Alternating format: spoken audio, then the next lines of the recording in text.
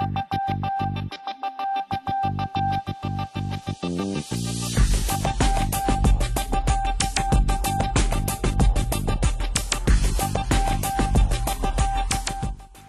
to day 13 of the course in Mastery.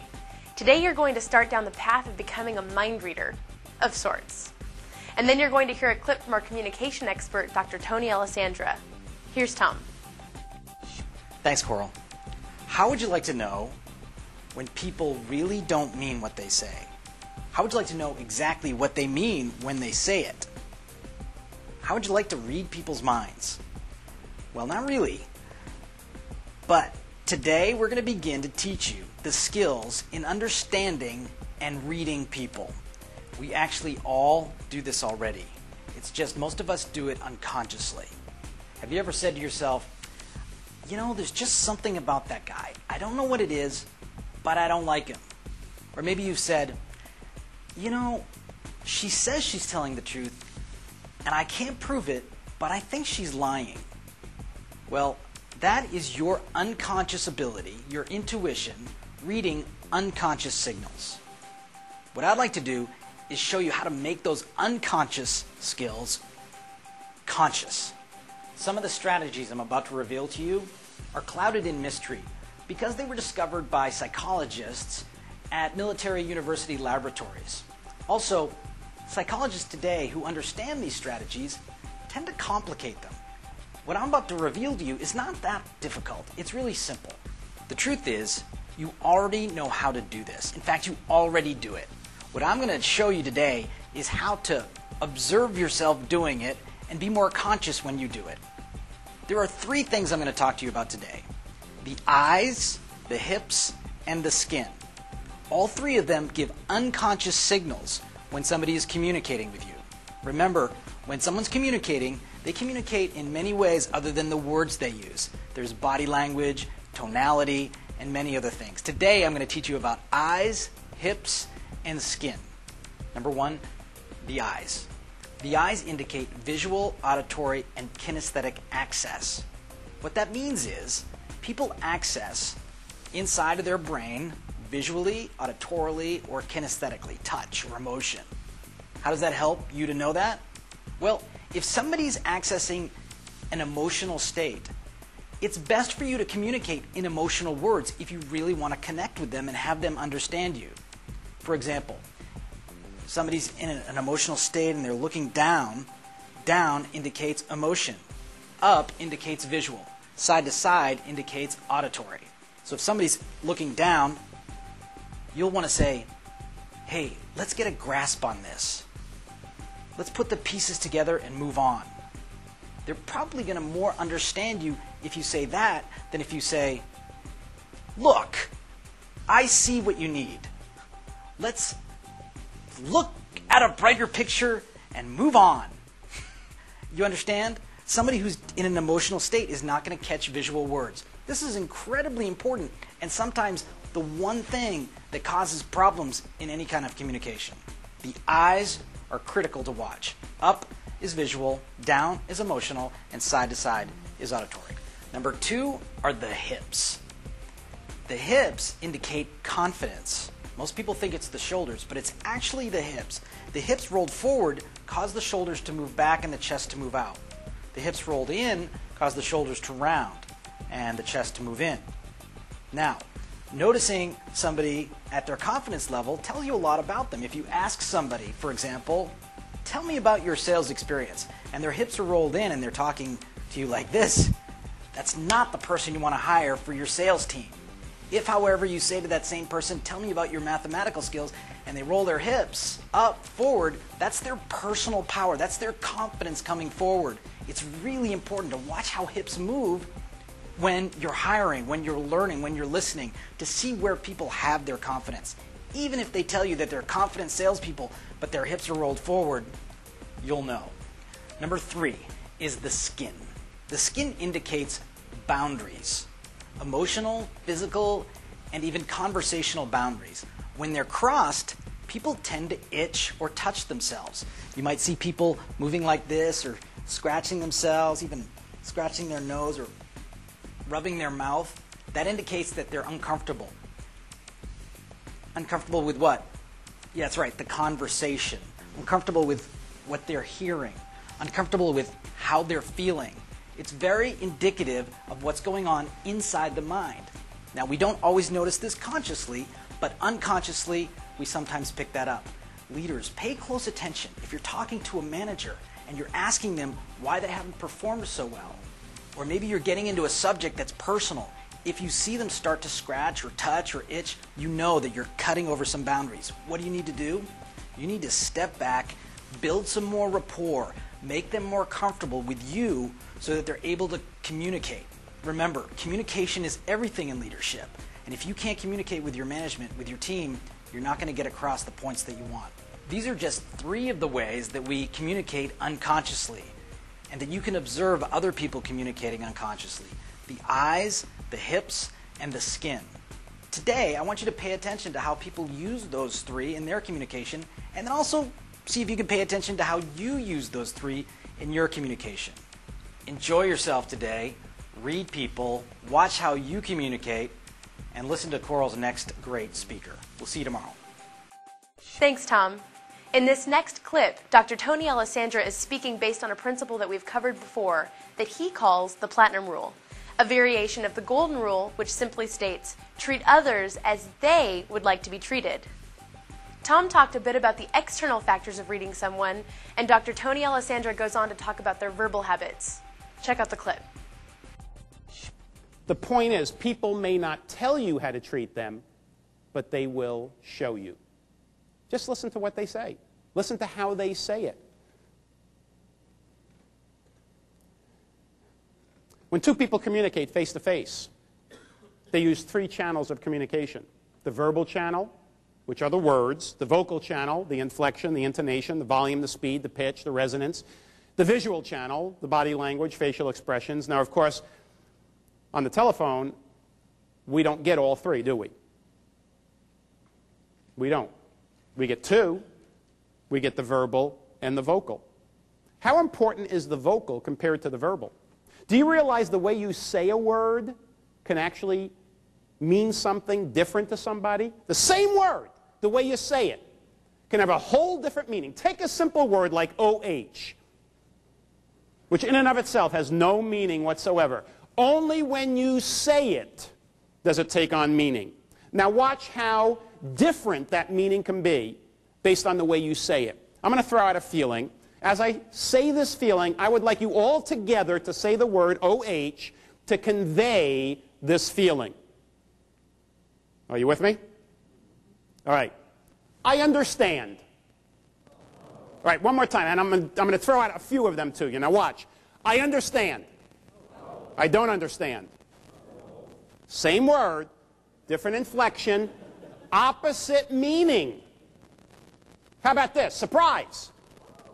Disappointment.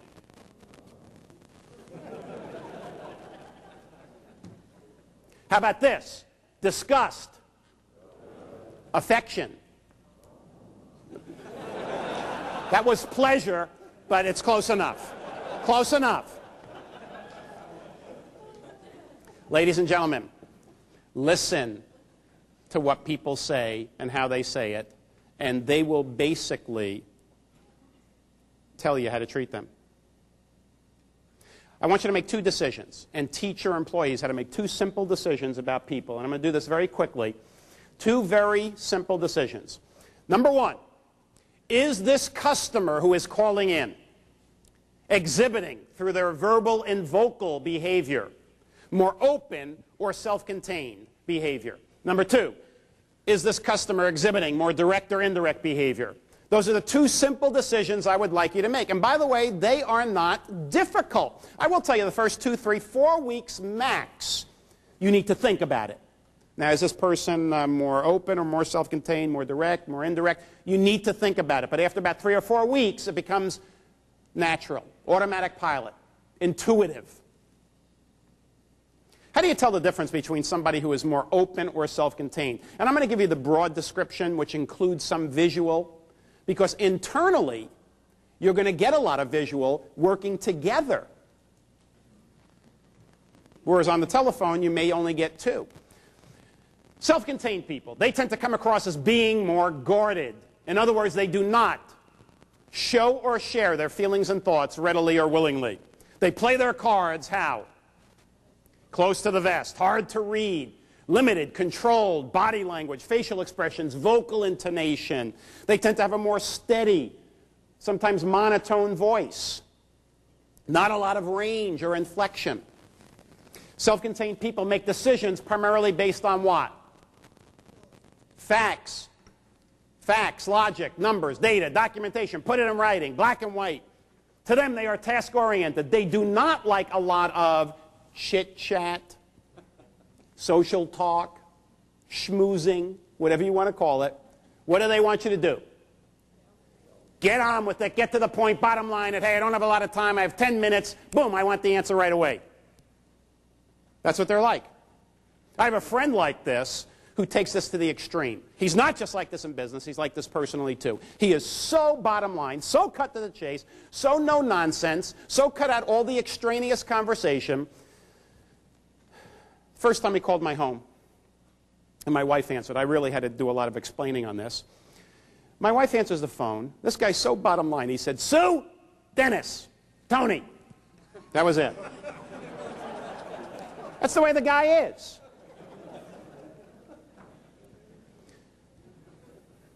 On the other hand, we have open people. Open people readily, willingly show and share their feelings and thoughts, whether you want to know them or not. At any subject, anywhere, anytime, fair game. They tend to be more relationship-oriented, so they want a lot more social banter. They may talk about personal things in addition to the problem they're experiencing or the question that they have. You've experienced this, right? Open people have a tendency, at least conversationally, to digress a lot. Which reminds me, they do a lot of that. They jump from one thing to another to another. It's been said about open people that their thoughts are like gumballs. They just fall to the tongue and roll out.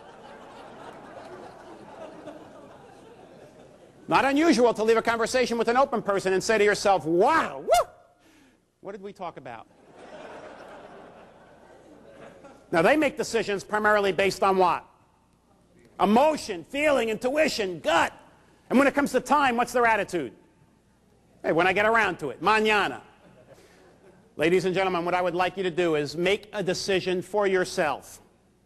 Most of the time with most people, do you come across more self-contained or more open? And I realize all of you have the ability to be more open or self-contained, depending on the situation or the person you're dealing with. Is that right? You have that ability. That's good. That's the platinum rule. That's adaptability. That's positive. However, all of you have a home base, a comfort zone, a habitual pattern of behavior that you exhibit most of the time. What is it? Are you more open or more self-contained? Let's go to the other scale. I'll do this quicker. Direct versus indirect. Indirect people are slower paced than direct people who are faster paced. Now, when I say slower and faster, I am talking about the way they walk, the way they talk, the way they make decisions, the way they do things in general. Indirect people, slower. Direct people, faster. Indirect people, less assertive. Direct people, more assertive. Indirect people, more patient. Direct people, impatient.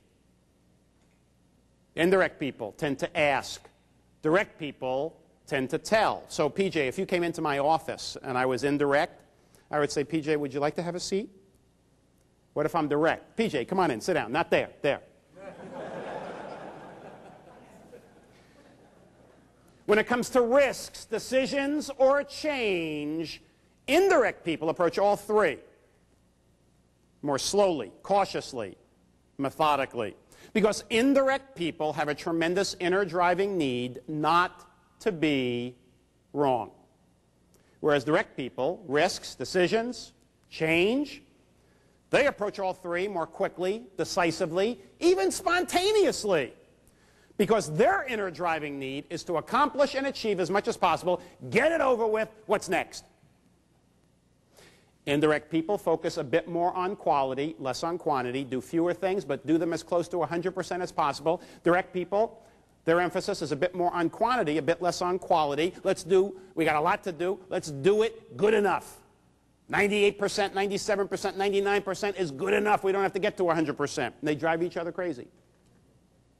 Because the indirect people are slowing things down. Hey, we got to do it just right. The direct people speeding things up. Hey, it's good enough.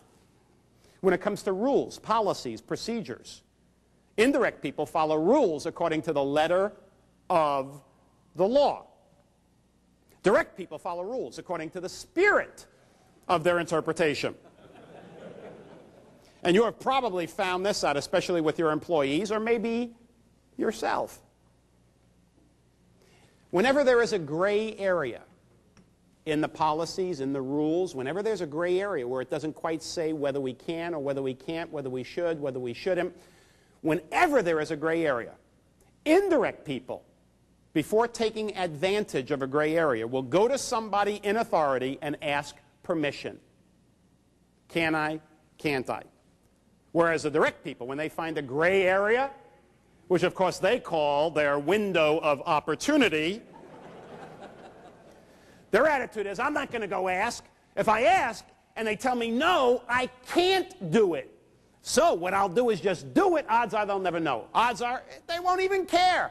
And even if they do, even if they catch me and call me on the carpet, my motto, my philosophy is, it's easier to beg forgiveness than it is to seek permission. Ladies and gentlemen, on the scale from direct to indirect, where would you put yourself most of the time with most people? In the full-length segment, Tony goes on to explain the 4 communication styles that result from the 2 decisions he has just guided you to make when communicating with someone. He explains that there's no such thing as a good or a bad personality, they're just different.